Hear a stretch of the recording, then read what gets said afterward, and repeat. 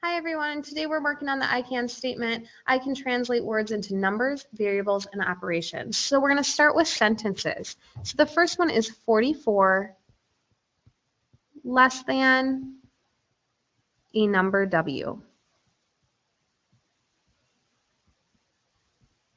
So we're going to mark this text because we want to use our AVID strategies, but we know that when we're marking math word problems, it's a lot different than when we're marking text in, say, social studies or language arts.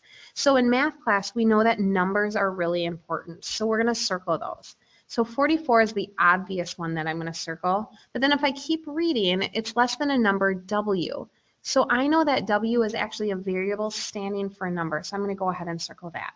Now we want to underline things that give that meaning. So we're looking for math terms or math words. So when I read this, I know that less than is very important when I'm going to translate this to an expression. So 44 less than a number W. I know that less than is implying subtraction, but that word than kind of mixes it up for me. So that means I need to start with the W and then subtract the 44. Let's go back and see if that makes sense now. 44 is less than W. So my answer for this one would be W minus 44. We're going to take a look at another sentence that we can translate. This time, it's the product of a number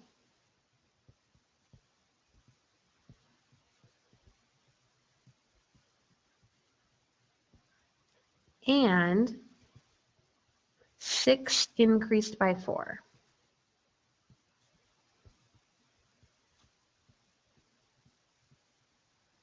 So again, we're going to start by marking our text. We're going to go through and circle any numbers that are going to be important here. So the product of a number and 6, there's one, increased by 4. Now this time I don't see a variable, but it does say of a number. So that's going to mean that I need a variable, and since they didn't tell me what variable to use, I'm going to pick. So I'm just going to use Y, but you could use any letter you wanted to stand for that number that we don't know. Now let's go through and underline any math terms or math words that are going to help us to write this or translate this into an expression. Product, I remember, is multiplication. Actually, the answer to a multiplication problem, but that means we're going to multiply of a number and 6. Increased means addition. So in this problem, we have the product of a number, which I said was Y, and 6, so that's Y times 6, increased by 4. So Y times 6 plus 4 would be how we translate that into an expression. A lot of times in math, we actually see the variable after the number when we're multiplying. So another way, and actually how a lot of math books would write this, would be 6Y plus 4.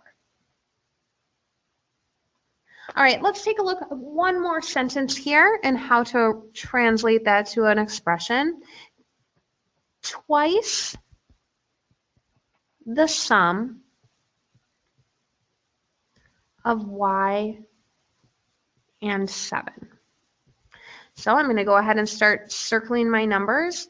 Twice, I'm going to circle that because twice means 2 times.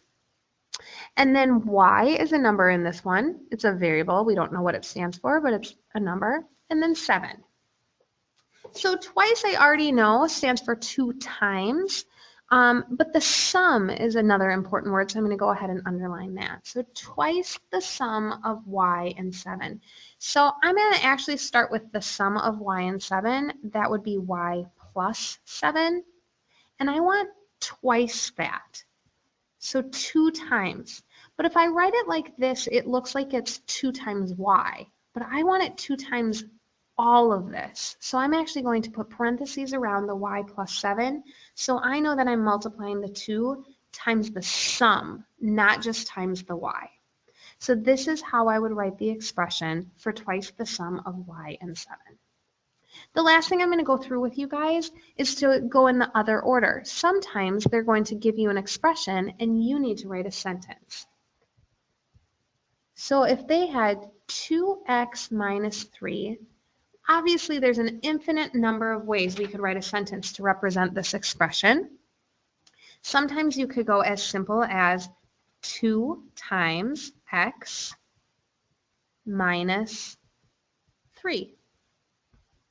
Obviously, 2 times x minus 3. Always go back and read your sentence while looking at the expression and see if it kind of squares away with what you're trying to do. Another way we could write that is to use that twice, just like we used in the last one, twice a number